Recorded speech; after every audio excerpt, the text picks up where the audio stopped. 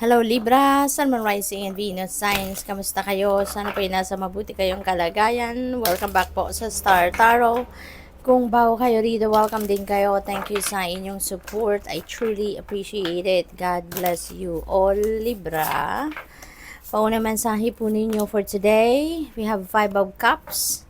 Ayan, so nalulungkot, no? Siguro ang iba sa inyo sa ngayon might be you have lost something or you have lost someone. Maaring ganon. So, depende sa inyong sitwasyon, okay? So, don't take the message kung hindi nagre-resonate po sa inyo, kung hindi sumasakto sa inyong sitwasyon, okay? This is a general reading. This is not a one-on-one reading, kaya may mga messages dito that might resonate with you. Merong mga messages na hindi para sa'yo, okay? So, may mga loss ang iba sa inyo rito. Now, maybe may mga missed opportunity, yung mga ganon. Kaya lang, ang iba sa inyo, siguro na may ganong sitwasyon, Libra, parang hindi pa kayo nakaka-get over, no? Sa sitwasyon na yon. Kaya maaring hanggang ngayon, nanghihinayang pa rin kayo, meron pa rin kayo nararamdamang sama ng loob, may regret, yung ganon. But, you know what? Tapos na yun, no? Whatever it is that is already behind you, parang dapat hindi na tayo mag-focus doon kasi nakaraan na yun, tapos na yun. We have no power over them or over it anymore. Kaya doon tayo sa ngayon, kung ano ang magagawa natin sa ngayon para makaalis na tayo, makapag-move on na tayo, makapag-move forward na tayo, doon na tayo mag-focus.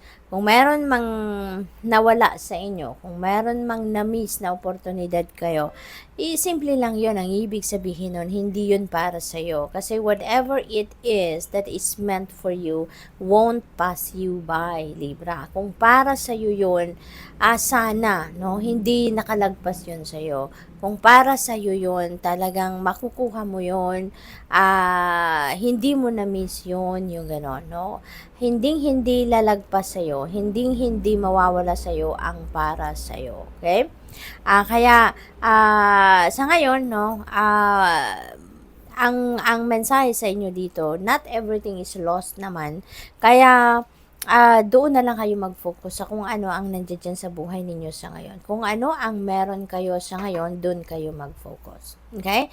Rather than focusing or still crying over spilled milk. Kasi hindi na natin maibabalik yun. But, sa ngayon, meron tayong magagawa para makabawi tayo, para mag-strive tayo lalo, no? At kung ano ang para sa atin, pagsikapan natin, 'di ba? Kaya nga mahalaga din para sa atin na lagi tayo makikinig sa ating intuition kasi it will always give us a signal, no? It will always guide us towards the right path.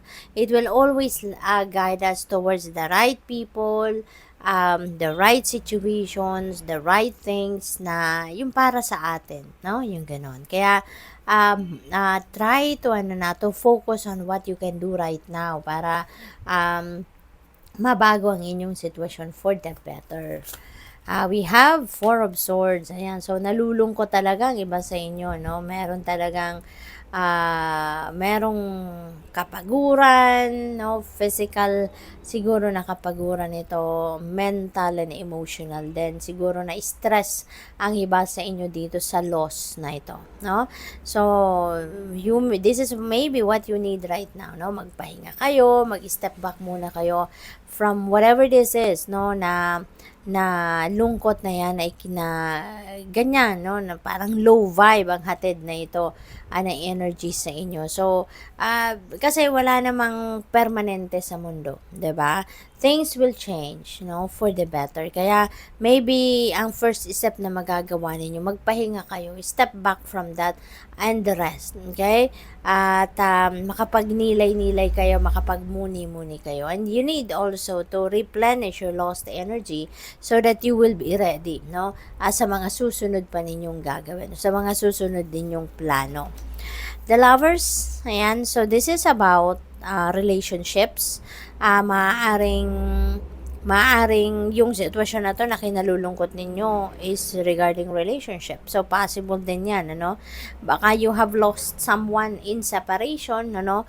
Dito baka with your person, baka nagkaroon ng away, kaya siguro nagkahiwalay or baka nagkaroon ng away at nag-part ways na, yung mga ganon. So, depende sa inyong sitwasyon, ano? But, maaring yun ang naging dahilan. For others of you naman, this is also good, on the good side naman, ano, ng energy na to. Maybe ang iba sa inyo dito na merong nasa established relationship na maybe now is the time that you are going to level up your commitment. Baka meron naman dito mga pag-uusap, discussion between your person, between you and your person na mag-level up na kayo. Baka may usaping pagpa-aasawa na dito, baka mag-aasawa na kayo, magpapakasal na kayo, mag-aanak na kayo, magsasama na kayo sa isang bubong, yung mga ganun ba, no? So, maybe for others of you, ganun din naman ang sitwasyon. And maybe you are, you are feeling na mas maraming, mas closer kayo ngayon, mas passionate kayo with your person, mas romantic kayo with your person, or baka yung person ninyo towards you. Yung mga ganun ba? What else? We have justice. You are getting what you deserve, no? Kung ano ang para sa'yo, makukuha ninyo yan, Libra. And balance will be back in your life, which is really good. So, siguro talagang iba sa inyo will change your energy, no? Magkakaroon ng energy shift dito at magfo-focus na din kayo sa dapat ninyong pag-focusan sa ngayon. Maybe you will realize talaga na it's about time na to move on from this situation para na may balik na ninyo yung balanse sa buhay ninyo. So, good luck sa'yo. We have 2 of Wands. Ayan, you are going to start making plans na sa ngayon. Maybe this is plans for moving forward sa life. Ano na ang gagawin ninyong sunod? What are your next steps na? Ano na mga gagawin ninyo from here on, no? Maybe meron din dito mga bagong partnership na dadating since we have lovers. So maybe ang iba sa inyo kung single pa kayo at wala pa kayong jowa, or baka yun nga nagkahiwalay kayo, so maybe you're going to enter into a new partnership, no? At maaaring yan ay partnership in love. Probably then may travel, no? Baka magpapahinga muna kayo, mag-chill muna kayo somewhere else, kaya maaaring magta-travel ang iba sa inyo at this time. So, good luck sa iyo. What else we have? Shift. Ayan, the way to new potential. Ayan. So, magkakaroon talaga kayo ng energy shift, no? For most of you, Libra, na nanggagaling sa ganitong sitwasyon, there's going to be an energy shift sa ngayon, and you will be able to see now the light, no? At the end of the tunnel, at makikita nyo na, mararecognize nyo na ngayon yung mga new potential out there na naghihintay sa inyo. We have your soul shines. Ayan. So, most likely, dahil sa pagmumuni-muni ninyo, dahil sa pagninilay-nilay ninyo, your soul shines, no? Maaring sa ngayon, may mga marirealize kayo ngayon na mga bagay na gagawin, you're going to change your mindset sa ngayon dahil yan din ang bulong sa inyo ng soul ninyo. That's what your soul wants you to do, no? Kaya napakaganda at yun ang papakinggan ninyo. We have cozy up with risk. Ayan. So, maybe there are opportunities ngayon for you to take risk. Maybe may mga opportunities na kakatok sa inyo, mga bagay na hindi pa ninyo nasubukan before. But maybe ngayon, bibigyan ninyo ng pagkakataon ng sarili ninyo na, sige na nga, magpapakatapang na ako, no? At susubukan ko to. Maybe ito yung para sa akin sa ngayon, kaya I'll take advantage of it, no? What else? We have change maker, make waves. Ayan. So, sa ngayon talaga, you're going to change, no? Tulad na lamang ng core ng 2025, it's all about transition, changes, transformation sa iba't ibang parte ng buhay ng mga tao. Kaya ngayon, you are going to create some changes sa buhay ninyo.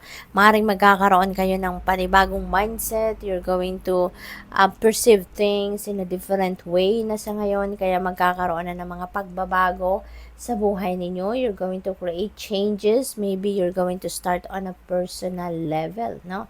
Magbabago kayo ng mindset, magbabago kayo ng perception.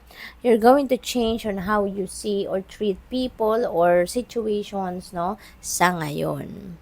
What else? We have unstick the stock. Ayan. So, maaring kayo ito kasi for quite some time siguro na-stuck na kayo sa energy na to, 'di ba?